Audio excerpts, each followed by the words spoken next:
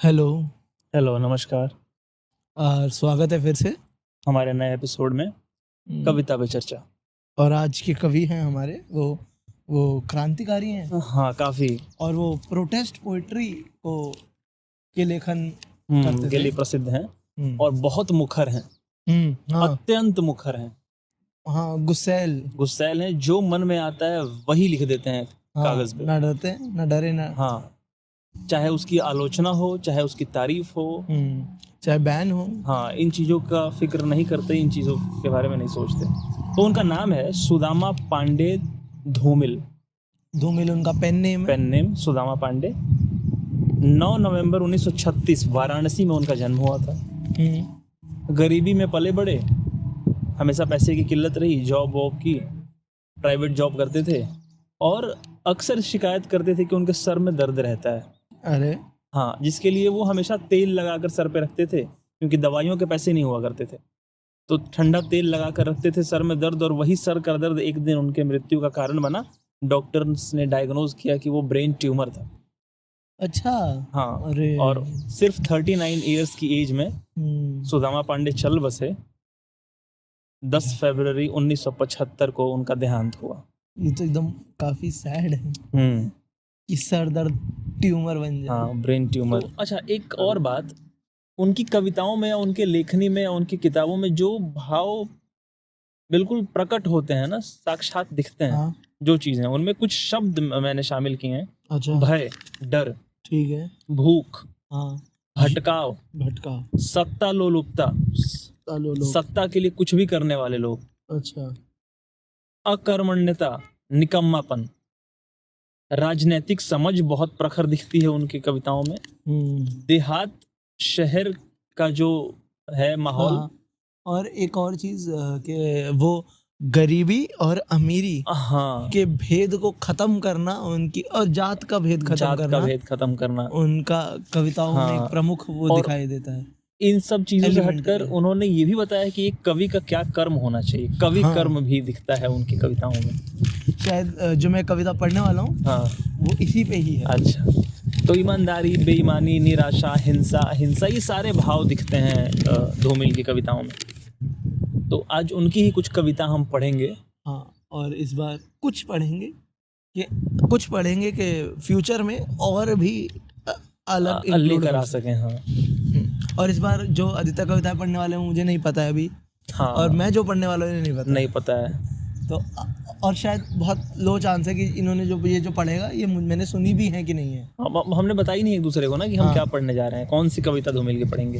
हमने छुपा कर लिखा है एक दूसरे से। हाँ, ताकि वो एलिमेंट बना रहे वहीं हाँ, पे बैठ के समझने का। एग्जैक्टली। ठीक है, तो शुरू करते हैं। कौन करेगा पहले शुरू? आप तो करो, ठीक है, मैं खोल के। हाँ, मैं शुरू करता हूँ।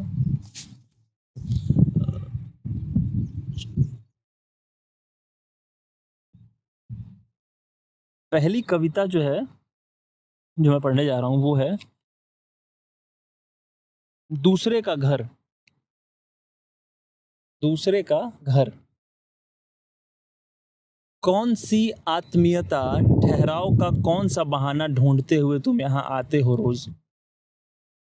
वही खुफिया आंखें, वही आत्माएं बूढ़ी खूंखार, यहाँ भी तुम्हें घूरती हैं, जो न जाने कब से सड़क पे तुम्हारा पीछा कर रही थी। तुम्हारी जेब में क्या है, प्यार? उसे बाहर गली में फेंक दो। यह दूसरे का घर है, और शहर की जुबान में तुम्हारी भाषा और उम्मीद के बीच ये काठ का एक टुकड़ा रख देंगे, या फिर एक प्याली गर्म चाय। पियो जी कवि जी महाराज। सोचते क्या अपनी शर्म में डूब मरने का कोई दूसरा उपाय? ढूंढ लो, ढूंढ लो। हो चुके हो तुम बाजार से बाहर, तुम्हारे ये नाखून बहुत छोटे हैं, और होने के बाद भी तुम पशु बनने के लिए तैयार नहीं हो।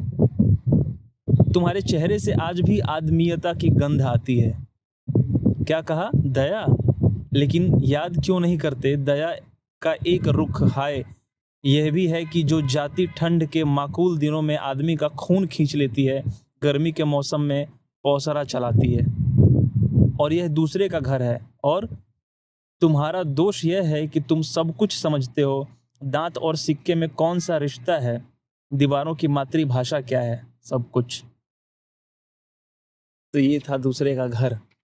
एक जो मुझे सबसे पहले सुनते ही समझ आया एलिमेंट, हाँ, पता नहीं गलत है सही है, कि एक इंसान का गांव से शहर आना, आना, हाँ सही है। वो मुझे लग रहा था कि उसे समझा रहे हैं कि ये जो फीलिंग्स, ह्यूमन फीलिंग्स तो लेके आ गए ना गांव से ये शहर, शहर में नहीं ये चलते। शहर में नहीं चलती, यहाँ पे तो जानवर रहते साफ हैं। साफ उन्होंने जिक्र किया है प्यार, हाँ। दया, आदमियता अभी भी हाँ।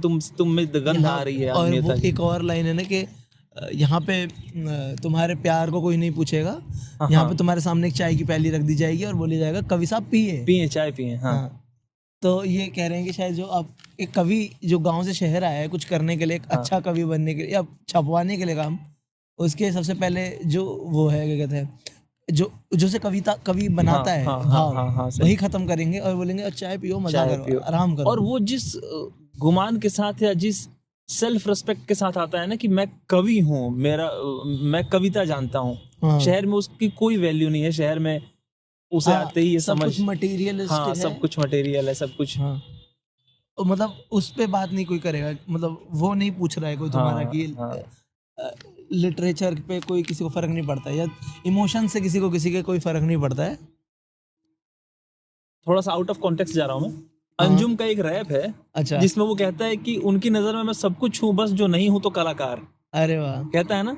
अच्छा मैंने हाँ, वो अपने एक गाने में कहता है कि उनकी नजर में मैं सब कुछ हूँ, बस जो नहीं हूँ तो कलाकार।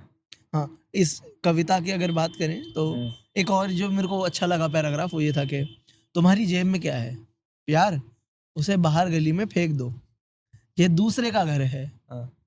और शहर की जुबान में तुम्हारी भाषा और उम्मीद के बीच वे काठ का एक टुकड़ा रख देंगे। काठ लकड़ी का एक टुकड़ा, लकड़ी का एक टुकड़ा, अच्छा काठ का एक टुकड़ा रख देंगे। या फिर एक प्याली गर्म चाय पियो जी कवि महाराज।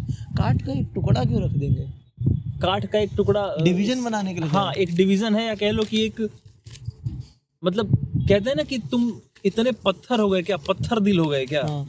उस चीज को दर्शाने के लिए कि मतलब उनके अंदर कोई तुम्हारे प्रति प्यार या संवेदना नहीं होगी। काठ का एक टुकड़ा, लकड़ी का एक टुकड़ा, हाँ जैसे डराने के लिए भी तो लकड़ी डंडे के रूप में तो इस्तेमाल होती है उसका टुकड़ा। हाँ, मतलब कुल मिला के यही भाव है कि हाँ, तुम्हें अलग रखा जाएगा, क्योंकि हाँ। यहाँ पे कहा भी जा रहा है ना कि ये तुम्हारा घर नहीं है।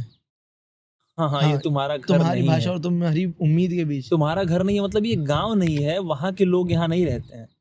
अच्छा, और जो वो बात थी काठ के टुकड़े की, वो थी कि तुम्हारी भाषा और तुम्हारी उम्मीद के बीच में काठ का टुकड़ा रख देंगे। तो वो शायद तुम्हारी भाषा को तुम्हारे और उससे जो तुम्हारी उम्मीदें हैं ना, उसी को तोड़ देंगे, उसके बीच में वो डिवीजन क्रिएट कर देंगे। हाँ, मतलब भाषा हो गया कि शायद वो टैलेंट, कविता जानना, भाषा लिखना, लिखने का। और तो ये तो शायद अगर इस कविता का वो समझा जाए कि किस बात पे है, तो इस बारे पे नहीं शायद कि एक राइटर का, एक पोएट का काम, पोएट के साथ होता क्या है। हाँ, शहर आके।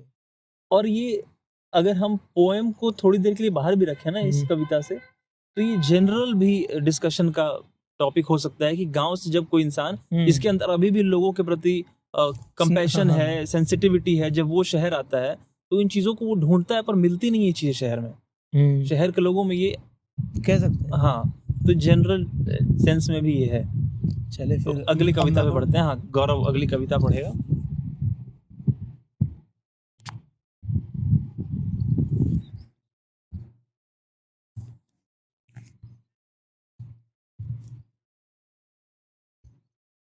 बारिश में भीग कर 10 मिनट।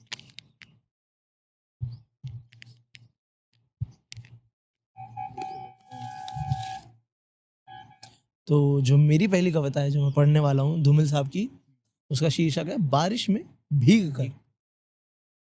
सहसा हम क्यों चाहने लगते हैं हमारे सिरों पर छत हो।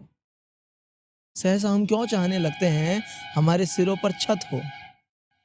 जनतांत्रिक वर्षों में धुली हुई क्या ये खुली सड़क साफ काफी नहीं है। सच्चाई और शोहरत के बीच बिछी हुई संसद तक। फिर हम एक छत क्यों चाहते हैं जबकि जबकि यह सही कवियों और तुक्कड़ मतलब जो तुक्का लगाते हैं, सही कवियों और तुक्कड़ों की पहचान का समय है। ठीक है। तुमने अपना सिर बरखा को दे दिया, तुमने अपना सिर बरखा को दे दिया है बेलौस, धन्यवाद जनकवि, और तुमने उसे टपकती हुई टप्पर के नीचे छुपा लिया है। बातूनी नागरिक, तुम्हें भाषा से अधिक अपने भीगने का भय है। यह तुम्हारा मुहावरा है, बारिश में भीगकर चमड़े को खतरा है। इस वक्त मुनादियाँ अपनी डुग्गी बजा रहा है। सईस अपने घोड़े की जीन नाई उस तरह रपटने का पट्टा छिपा रहा है, और राजनीयक, ठीक है, जाति गुटबंदी की सतही 6-3। मुझे ना बहुत सारे शब्द समझ नहीं आ रहे हैं। जाति गुटबंदी की सतही 6-3। और यह भी सही है कि बारिश में भीगकर चमड़े की हर चीज अपनी औकात से औसतन कुछ ज़्यादा हो जाती है, क्योंकि चमड़े पर बजने वाली सुविधा जल थुल मसलन मादा हो जाती है। वाकई चमड़े को खतरा है। तुक्कड़ जी, राम राम जाइए, और राम झरोखे बैठ शाम का तुक लगाम से मिलाइए। लेकिन कविता चमड़ा नहीं है, इसलिए कविता में गाती है घास, आदमी की जुबान से तिनका भर आगे बढ़कर, सदियों से अपने रौंदे जाने का इतिहास। ठीक है, इसलिए कविता में गाती है घास, आदमी की जुबान से तिनका भर आगे बढ़कर, सदियों से अपने रौंदे जाने का इतिहास। सहना ही जीवन है, जीवन का जीवन से द्वंद्व है। सहना ही जीवन है, जीवन का जीवन से द्वंद्व है। मेरी हरियाली में मिट्टी की करुणा का छंद है। और यही कारण है कि दल बदल करते उतावले बादलों को चाबुक से पीटकर जीवन रस गारती है।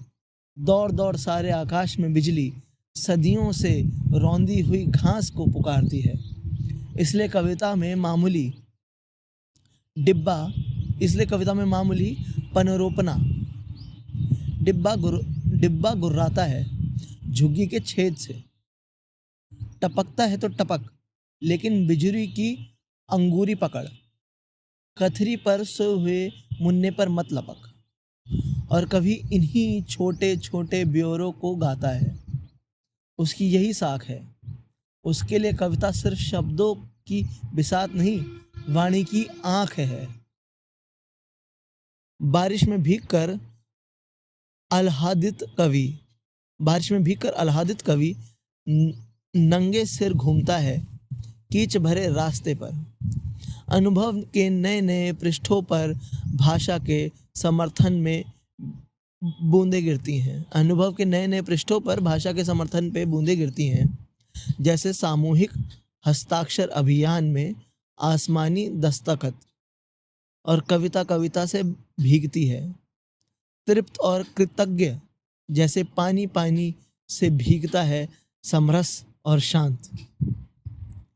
तो मुझे 2-3 चीजें समझ आई। मुझे बहुत कुछ समझ नहीं आया इस कविता का। अरे बाप रे, बहुत भारी भरकम एक बार कविता डॉल है। भी खोल ले। हाँ चल रहा है ना? हाँ चल। ठीक है। हाँ, तो मुझे कुछ चीजें समझ आई, सारे एलिमेंट्स नहीं समझ आए। मुझे एक चीज समझ आई कि बारिश का मतलब है यहाँ पे शायद ऑपरेशन, प्रताड़ना।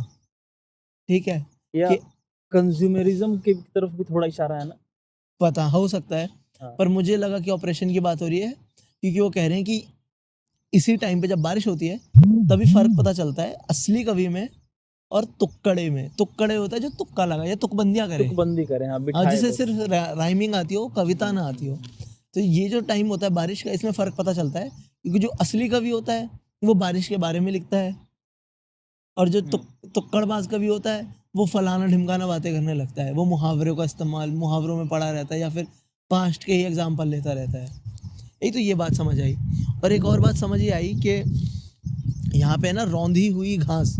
शायद रौंदी घास से ऑप्रेस्ड जो लोग हैं, जिनके जो माइनॉरिटी हैं या आदिवासी हैं, दलित हैं, उनकी यहाँ पे बात हो रही है शायद कि जब पहले तो कोई नहीं पूछता है 4 साल 5 साल, जैसे ही इलेक्शन का टाइम आता है सबको याद आ जाता है, सब उनके गाने गुणगान गाने लग जाते हैं, सबको उनकी याद आ जाती है, सब उनके हक को गाने लग जाते हैं। पर कवि का काम है वो हमेशा बात करना उनके ऊपर।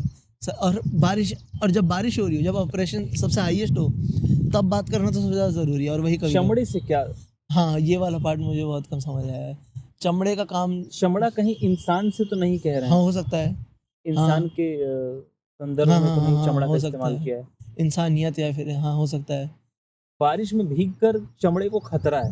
हाँ, इस वक्त मुनादिया अपनी डुग्गी बजा रहा है, सईस अपने घोड़े की मुनादिया का जीन। मतलब होता है भगवान, एक तरह से कॉलर होता है मुनादिया। अच्छा, मतलब अगर बारिश हो रही है तो मुनादिया अपनी डुग्गी बजा रहा है, हाँ, सईस अपने घोड़े की जीन। मुनादिया वो भी हो सकता है शायद, न्यूज़ रिपोर्टर। कॉलर अच्छा। है क्योंकि उसका मतलब।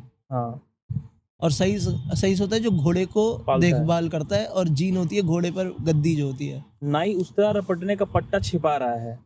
अच्छा, और राजनयिक मतलब राजनेता, या नहीं, डिप्लोमेट। डिप्लोमेट, हाँ भाई, हाँ, जाति गुटबंदी की सतही 6-3। और यह भी सही है कि बारिश में भीगकर चमड़े की हर चीज अपनी औकात से औसतन कुछ ज्यादा हो जाती है। क्या मतलब हो सकता है इसका कि बारिश में भीगकर चमड़े की साइज बढ़ जाती है? चमड़े औकात से ज्यादा हो जाता है चमड़ा।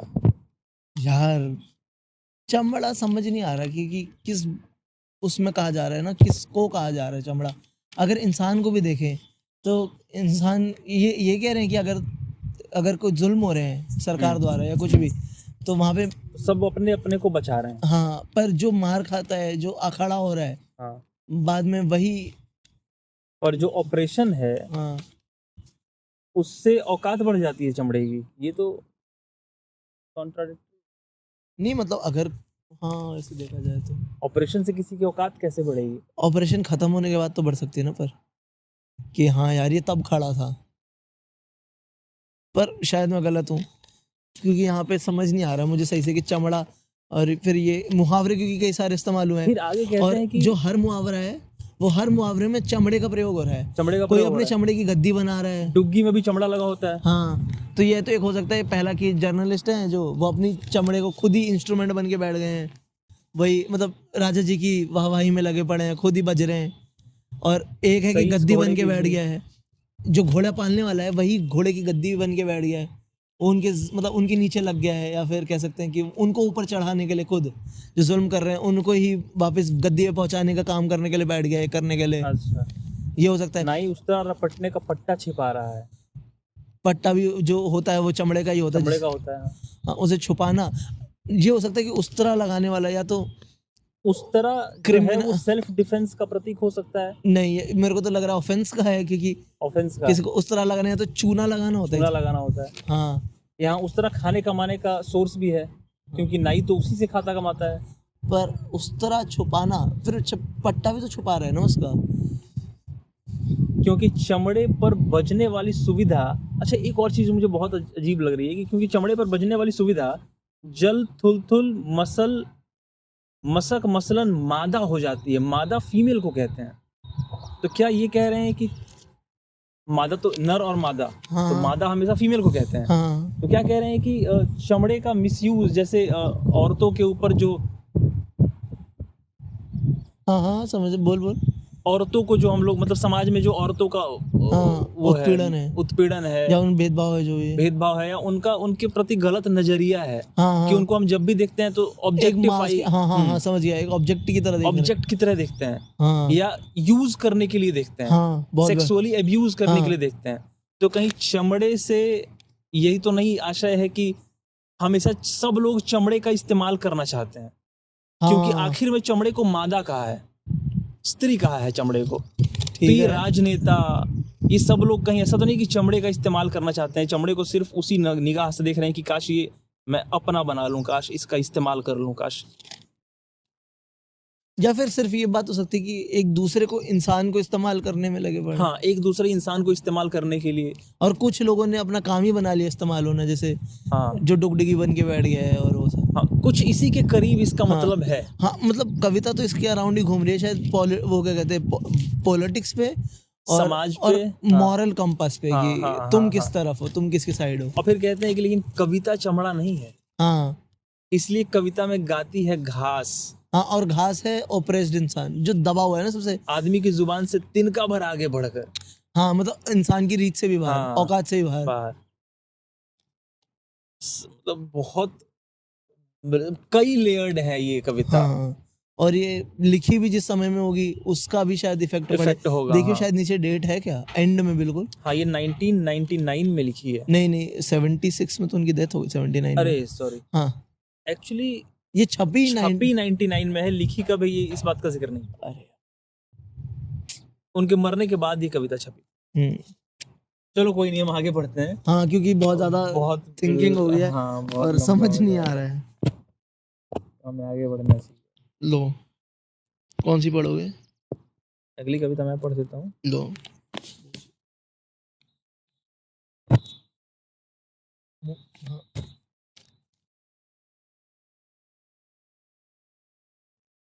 ठीक। तो अगली मोची राम, अगली कविता है मोची राम। रापी कहते हैं मोची जिस चीज से बनाता है ना, चप्पल जूते, जो औजार उसका जो होता है इंस्ट्रूमेंट, उसे रापी कहते हैं। रा के ऊपर चंद्रबिंदु, रापी। तो रापी से उठी हुई आंखों ने मुझे क्षण भर टटोला, और फिर जैसे पतियाते हुए स्वर में, पहचाने हुए स्वर में, जैसे पतियाते हुए स्वर में वह हंसते हुए बोला, बाबूजी सच कहूं मेरी निगाह में ना कोई छोटा है ना कोई बड़ा है, मेरे लिए हर आदमी एक जोड़ी जूता है जो मेरे सामने मरम्मत के लिए खड़ा है। और असल बात तो यह है कि वह चाहे जो है, जैसा है, जहां कहीं है, आजकल कोई आदमी जूते की नाप से बाहर नहीं है। नाप, मेजर। फिर भी मुझे ख्याल रहता है कि पेशेवर हाथों और फटे जूतों के बीच कहीं ना कहीं एक आदमी है जिस पर टाके पड़ते हैं, जो जूते से झांकती हुई उंगलियों की चोट छाती पर हथौड़े की तरह सहता है। यहाँ तरह तरह के जूते आते हैं और आदमी की अलग अलग नवैयत बतलाते हैं।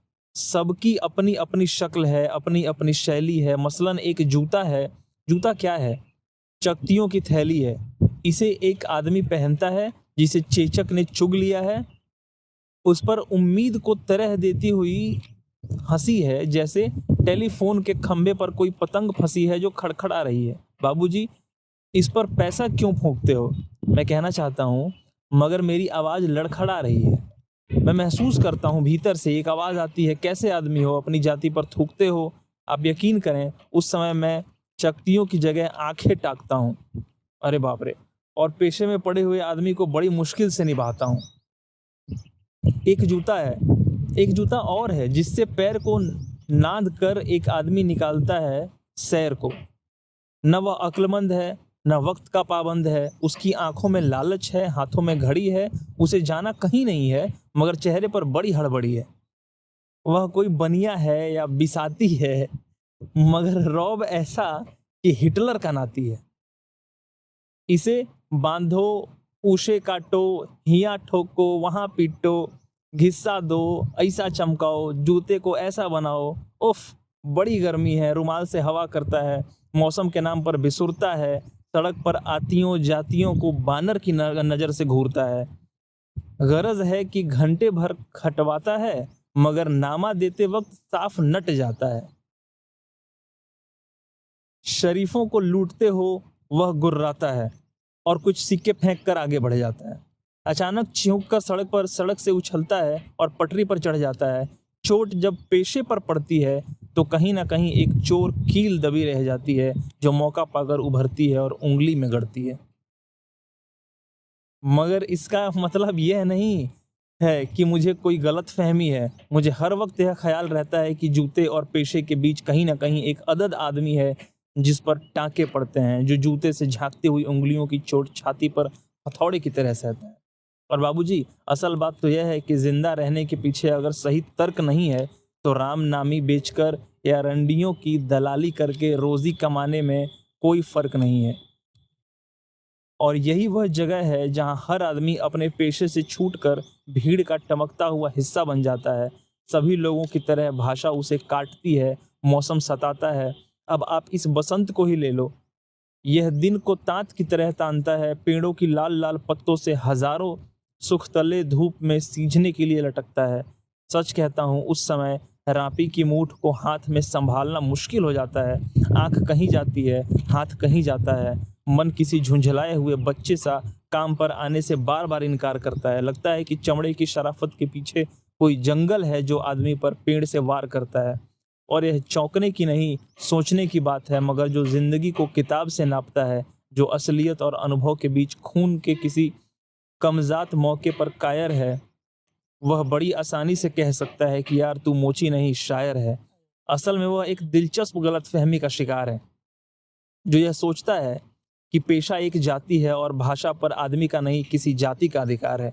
जबकि असलियत यह है कि आग सबको जलाती है, सच्चाई सबसे होकर गुजरती है। कुछ है जिन्हें शब्द मिल चुके हैं, कुछ हैं जो अक्षरों के आगे अंधे हैं। वे हर अन्याय को चुपचाप सहते हैं और पेट की आग से डरते हैं। जबकि मैं जानता हूं कि इनकार से भरी हुई एक चीख और एक समझदार चुप, दोनों का मतलब एक है। भविष्य गढ़ने में चुप और चीख अपनी अपनी जगह एक ही किस्म से अपना अपना फर्ज अदा करते हैं। भाई ये बाप रे बाप। क्या चीज है ये। पर नहीं, पर ये पूरा लेसन है एक तरह से। हाँ यार, मतलब पूरा आइडिया होना, ये बात कहना कि वो जो एक लाइन है ना कि लोग जो भाषा को जाति समझते, हाँ इंसान भाषा को जाति में बांटते हैं। हाँ, किसी जाति का भाषा बताते हैं। हाँ, और एक और वो बहुत अच्छा है कि जब मैं कुछ कहता हूँ तो लोग मुझे कहते हैं कि तू मोची नहीं शायर है, पर वो ये बात ही नहीं समझते बात ही नहीं समझते कि हाँ वो ये एक्सपीरियंस है, ये किताबी बातें नहीं है। हाँ वाकई जो तुम्हें शायरी लगती है। कितनी अजीब अजीब बात। वहां बात सुन उसकी, जब वो कहता है कि जब मुझे कोई कम पैसे देकर जाता है ना ज्यादा काम करवा के, हाँ और जब पेशे पर चोट पड़ती है हाँ तो एक कील सी रहती है जो उंगली में चुभती है। हाँ इसकी उंगली में जिसका जूता सिला है। हाँ क्या बात है ना, मतलब हाँ। क्या बढ़िया लिखा है यार। और एक और बहुत बढ़िया बात है, वो पूरा एक ह्यूमन साइकी को समझाते हैं। जो अमीर है ना, हाँ जो थोड़ा सा भी अमीर हो गया है, हाँ वो अपने से नीचे, जो थोड़ा सा किसी चीज से किसी से ऊपर है ना अगर, तो अपने से नीचे वाले को दबाने की पूरी कोशिश करता है। हाँ हाँ। तो एक बाबूजी हैं, बनिया है जो है, वो कितना पैसा होते सोते भी, नौकरी होते सोते भी आके मोची से एंड में पैसे के लिए लड़ ही रहा है। और इतने कानून करता है कि यहाँ हाँ, काटो, वहां हाँ, सिलो, हाँ, ये घिसो, वो एक करो। घंटा इसने बर्बाद कर दिया। हाँ। और फिर कुछ सिक्के फेंक के चला जाता चला है जैसे, जाता है। और कह रहे कि शरीफों को लूट रहे हो। हाँ, शरीफों को लूट रहे हो। हाँ, उल्टा चोर कोतवाल को कोतवाल डांटे। को डांटे। तो ये इस पे कुछ कहा नहीं जाएगा इससे ज्यादा और ना शायद। आखिरी बात तो बोलो। फिलॉसफी है भाई। क्या? इनकार से भरी हुई एक चीख और एक समझदार चुप, दोनों का मतलब एक है। एक समझदार चुप और इनकार से भरी चीख, क्या चीख। बात है। दोनों का मतलब एक है। हाँ, दोनों सेंसलेस है। दोनों सेंसलेस हैं, दोनों का कोई काम नहीं। हाँ, क्या बात है, बहुत बढ़िया। अरे वाह, ये तो मतलब ये तो वो है ना, ट्रांसपेरेंट कविता थी। हाँ इसमें तो क्या हाँ, इसमें तो ज्यादा लेयरिंग कुछ नहीं करा कुछ इन्होंने। नहीं है, जो है ज्यों का मतलब त्यों। आग की तरह लिख दिया है इसको। हाँ, हाँ। वो ज्यों किसका का त्यों। शेर है कि हमसे पूछो। हमसे पूछो गजल क्या है, गजल का फन क्या है, हाँ, कैसे चंद शब्दों में आग छुपाई आग जाती है। छुपाई जाती है। जानिसार अख्तर साहब का शेर है, हाँ जिन साहब को। तो अब मैं आगे बढ़ता हूँ, बिल्कुल। और जो मैं कविता पढ़ने वाला हूँ उसका नाम है आज मैं लड़ रहा हूँ।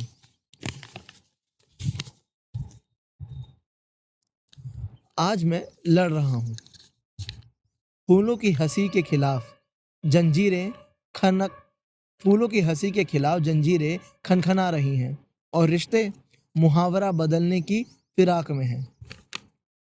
आज अंधेरा है और खून लगा हुआ है हाथों में, जिसे हमने हासिल किया है वह पालने में नहीं, रक्त लथपथ कढ़ाई कढ़ाई की बगल में पड़ा है। बच्चे भूखे हैं, माँ के चेहरे पत्थर, पिता जैसे काठ, अपनी ही आग में जले हैं ज्यों सारा घर। पेशेवर गुलाबों की हंसी ने खारिज कर दिया है वसंत, पेशेवर गुलाबों की हंसी ने खारिज कर दिया है वसंत, और कविता की नसों में बहता हुआ खून जरूरत की जगह जहमत बन गया है। अक्सर उठते हैं सवाल, कहाँ है युवा जन? परिवर्तन के अग्निचक्र परिवर्तन के अग्निचक्र, शुगित इतिहास। इसका मतलब बताऊंगा, शुगित इतिहास। पीले पत्ते पतझड़ की ओर उड़ते गए हैं। चुटकुलों सी घूमती लड़कियों के स्तन नकली हैं युवकों के दांत। वे जबड़े जाम क्यों हैं जिन्होंने खून की रपट पड़ी है? मैं सुनता हूं उत्तर धीरे से मुझ में उभरता है, जैसे काल कोठरी की दीवार पर उभरते हैं शब्द। कल सुनना मुझे। जब दूध के पौधे झर रहे हो सफेद फूल, जब दूध के पौधे झर रहे हो सफेद फूल, निशब्द पीते हुए बच्चे की जुबान पर, और रोटी खाई जा रही हो चौके में गोश्त के साथ, जब खट कर कमा कर खाने की खुशी परिवार और भाईचारे में बदल रही हो, कल सुनना मुझे, आज मैं लड़ रहा हूँ। बहुत खूबसूरत। हाँ, ये कविता उसी किताब से है, कल सुनना मुझे, जो तूने स्टार्टिंग में बताया था ना। इसमें थोड़ी उम्मीद दिखती है इस कविता में। और इसमें पूरा पार्ट है, वो कहते हैं कि वो बता रहे हैं कि वो क्या कर रहे हैं, वो क्या कर रहे हैं एज अ कवि, एज अ पोएट, स्ट्रगल कर रहे हैं। उनका क्या स्ट्रगल है। वो बता रहे हैं कि मैं सुन रहा हूँ लोगों की बातें और मैं आगे बता रहा हूँ, और अभी मेरी बातें सुनना, अभी रुक जाओ, हाँ, अभी रुक जाओ, अभी मैं लड़ रहा हूँ, कल मुझे सुनना, बदलाव आएगा। हाँ, और वो अच्छा बदलाव जो एंड में एक होप की रे है। हाँ, होप कि बच्चा दूध पिएगा, निशब्द पीते हुए बच्चे की जुबान पर, हाँ, दूध के फूल झरेंगे। हाँ, हाँ, हाँ, घर में रोटी आएगी और गोश्त के साथ खाई जाएगी, पेट भरेंगे। खट कर खाने की खुशी परिवार और भाईचारे में बदल रही हो, कल सुनना मुझे, आज मैं लड़ रहा हूँ। बहुत बढ़िया, क्या बात है। और ये पूरा कंपैरिजन है ना, वो पहले दिखाते हैं कि बच्चा भूख से रो रहा है, माँ खुद पत्थर हो गई है, सुन्न पड़ गई है माँ, घर में खाने को कुछ नहीं है, और बाप काठ बन के उस घर में आग लग रही है, क्योंकि बाप लकड़ी बन गया है, माँ पत्थर बन गई है, तो बस अब आग ही चल रही है टकरा के। मतलब घर में सब डेड ही पड़े हैं एक तरह से। हाँ, क्योंकि पैसा नहीं है, कमा नहीं और सकते। कहते हैं ना कि जब पॉवर्टी बहुत ज्यादा हो जाए, हाँ, तो सेंसिटिविटी भी खत्म हो जाती है। हाँ, क्योंकि तुम सेंसिटिव होके करोगे क्या? जब अगर भूख से बच्चा रो रहा है, तुम्हारे पास खिलाने को कुछ नहीं है, हाँ, तो सिवाय उसके रुदन को सुनने के तुम और क्या करोगे? कुछ भी ऑप्शन ही नहीं है ना, तो तुम एक तरह से पत्थर ही तो बन जाओगे। हाँ, तो क्या बात, पॉवर्टी को बहुत सटली एक्सप्लेन किया है। बहुत बढ़िया, मजा आ गया। मतलब ये तो छू के, हाँ, सारी ही कविता एकदम छू के और निकल। होप भी दे रहे हैं ना, अभी स्ट्रगल कर रहा हूँ, हार नहीं मान रहा हूँ, हाँ, मैं लड़ रहा हूँ, लड़ रहा हूँ अभी, एक तरह से ये सेंस है कि मैं तुम्हारे लिए लड़ रहा हूँ। हाँ, अब मैं तो तुम्हारी आखिरी खोल देता हूँ भाई। ये है हाँ, चलो वहां से पढ़ लेना, बस माइक थोड़ा ऊपर रखना। ठीक। तो अगली जो कविता है उसका शीर्षक है कविता। अरे वाह। उसे मालूम है कि शब्दों के पीछे कितने चेहरे नंगे हो चुके हैं। करो उसे मालूम, कुछ लोग, अब क्या करें हम। उसे मालूम है कि शब्दों के पीछे कितने चेहरे नंगे हो चुके हैं, और हत्या अब लोगों की रुचि नहीं, आदत बन चुकी है। बहुत बढ़िया। वह किसी गंवार आदमी की ऊब से पैदा हुई थी और एक पढ़े लिखे आदमी के साथ शहर में चली गई। एक संपूर्ण स्त्री होने के पहले ही गर्भाधान की क्रिया से गुजरते हुए उसने जाना कि प्यार घनी आबादी वाली बस्तियों में मकान की तलाश है। लगातार बारिश में भीगते हुए उसने जाना कि हर लड़की तीसरे गर्भपात के बाद धर्मशाला हो जाती है, और कविता हर तीसरे पाठ के बाद। अरे वाह, बहुत बढ़िया। भगवान, नहीं, अब वहां अर्थ खोजना व्यर्थ है, पेशेवर भाषा में नहीं, अब वहां अर्थ खोजना व्यर्थ है, पेशेवर भाषा में तस्कर संकेतों और बैल मुत्ती इबारतों में अर्थ खोजना व्यर्थ है। हाँ, हो सके तो बगल से गुजरते हुए आदमी से कहो, लो ये रहा तुम्हारा चेहरा, यह जुलूस के पीछे गिर पड़ा था। इस वक्त इतना ही काफी है। वह बहुत पहले की बात है जब कहीं किसी निर्जन में आदमी पशुता चीखती थी और सारा नगर चौंक पड़ता था, मगर अब उसे मालूम है कि कविता घेराव में किसी बौखलाए हुए आदमी का संक्षिप्त एकालाप है। क्या बात है। फिर वही कविता की स्टोरी, कविता के फेट पे इन्होंने लिखा है पूरा स्टोरी की कविता हाँ। कैसे कैसे गांव से शहर आती है, और एक पहले औरत से कंपेयर, एक जवान लड़की से कंपेयर करना, और एक वो लाइन है कि तीसरे गर्भपात के बाद, हर लड़की धर्मशाला नहीं हो तीसरे जाती है। तीसरे गर्भपात के बाद या तीसरा पृष्ठ के बाद, हर लड़की तीसरे गर्भपात के बाद धर्मशाला हो जाती है, और कविता हर तीसरे पाठ के बाद। हाँ। कंपेयर किया है बिल्कुल। तीसरे पाठ के बाद मतलब तीसरे चैप्टर के, मतलब तीसरे हाँ, वर्ष के हाँ, बाद हाँ। या फिर, अच्छा इतनी लंबी कविता का या कोई मतलब नहीं मतलब है? नहीं है, लोग उतना इंटरेस्ट नहीं लेते, मतलब अच्छा हाँ वो हो हाँ, जाती है, क्या कहते हैं, बोरिंग हो जाता है या हाँ। फिर, हाँ वो होल्ड नहीं कर पाता है टेंशन। हाँ, अटेंशन होल्ड नहीं कर पाते। पर ये वाली बहुत बढ़िया थी कि कविता का पूरा फेट और कैसे, और लास्ट की लाइन बहुत अच्छी है। अब उसे मालूम है कि कविता घेराव में किसी बौखलाए हुए आदमी का संक्षिप्त एकालाप है। अगर अब कविता कुछ बोलती भी है तो वो सिर्फ एक आदमी की चीख पुकार है, अब उससे भीड़ को कोई लेना देना और नहीं उसे भी पागल ही समझा है। जा रहा पागल है। समझा जाता है हाँ, कि बौखला गया ये आदमी, हाँ। पागल है। जबकि पहले इसी से पहले लिखा है कि पहले के जमाने में एक जानवरता दिखती थी, एक आदमी पशुता चीखती थी और सारा नगर चौंक पड़ता था। हाँ, मतलब एनिमलिस्टिक उसका हाँ। नेचर दिखता था कि हाँ, और सब लोग ध्यान देते थे। अब किसी को फर्क ही अब नहीं कुछ पड़ता। नहीं। क्या बात है। बस अब एक आखिरी कविता मैं पढ़ता हूँ और हम फिर विदा लेंगे ठीक है। इस एपिसोड की।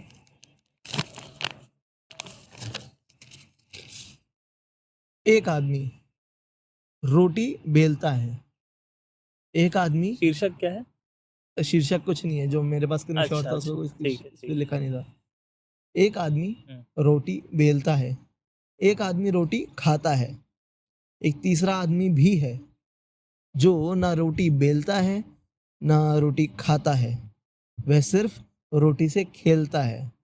मैं पूछता हूँ, यह तीसरा आदमी कौन है? मेरे देश की संसद मौन है। ये तो पूरा पूरा अटैक है बड़े बड़े व्यापारियों पे, बड़े बड़े कैपिटलिस्ट पे। बिल्कुल ये तो डायरेक्ट है। किसी एक बहुत जो इंडिया में सबसे अमीर आदमियों में है उनके ऊपर ही है एकदम, क्योंकि संसद भी मौन ही है उन पे। मौन है।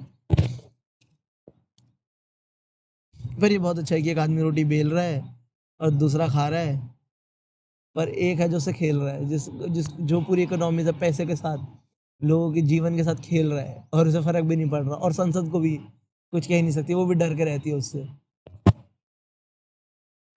एक और है, एक और है, मतलब हाँ, मेरे हाँ, पास हाँ। 4 थी, चलो चलो करो करो। तो एक आखिरी मैं पढ़ देता हूँ।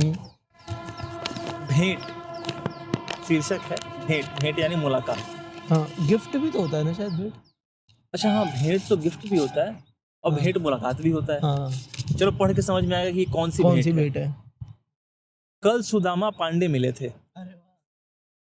कल सुदामा पांडे मिले थे हरहुआ बाजार में। खुश थे, बबूल के बन में बसंत से खिले थे। फटकारते बोले, यार खूब हो, देखते हो और कतराने लगते हो। गोया दोस्ती ना हुई, चलती फिरती ऊब हो गई। आदमी देखते हो सूख जाते हो, पानी देखते हो गाने लगते हो। वे जोर से हंसे, मैं भी हंसा। संत के साथ बुरा सा फंसा, सोचा उन्होंने मुझे कोचा, क्या सोचते हो। रात दिन बेमतलब बवंडर का बोल नोचते हो, ले देकर एक अदद चुप हो। वक्त के गंजेड़ी की तरह फूंकते रहे हो, चेहरे पे चमाइन मूत गई है। इतनी फटकार जैसे वर्षों से अपनी आंखों में थूकते रहे हो। अरे यार, दुनिया में क्या रखा है, खाओ पियो मजा लो, विजयी बनो विजया लो, रंगरती ठेंगे पर चढ़े करोड़पति। ये थोड़ा ये है कि खाओ पियो मजा लो, हाँ, छोड़ो टेंशन। ये ऐसा नहीं लग रहा है कि बुढ़ापे में आते आते लिखी है। हाँ, हार मान गए, ठीक है, बहुत सोचना वोचना नहीं है। ठीक है, बस ऐसा कहना कि ठीक है, हाँ चलो चलो लास्ट लेने ठेंगे पर चढ़े करोड़पति। करोड़पति। तो इसके साथ हम खत्म करते हैं आज हाँ। का भी एक एपिसोड। आज का आप सब बताइएगा आपको कैसा लगा। बिल्कुल, और कोई और मतलब अगर आपको समझ में आए तो जरूर हमें भी हाँ, हमसे शेयर करिएगा। हमारा इंस्टाग्राम है फेल्ट थॉट, फेल्ट या थॉट। हिंदी घराना @hindi_घराना। आप वहाँ आ सकते हैं, वहाँ पे हमें बता सकते हैं, शेयर कर सकते हैं अपने थॉट्स। बिल्कुल। तो इसी के लाइक साथ शेयर करें, सब्सक्राइब करें, जो भी होता है अब मुझे ये भी करना पड़ेगा। लाइक करें। धन्यवाद। धन्यवाद।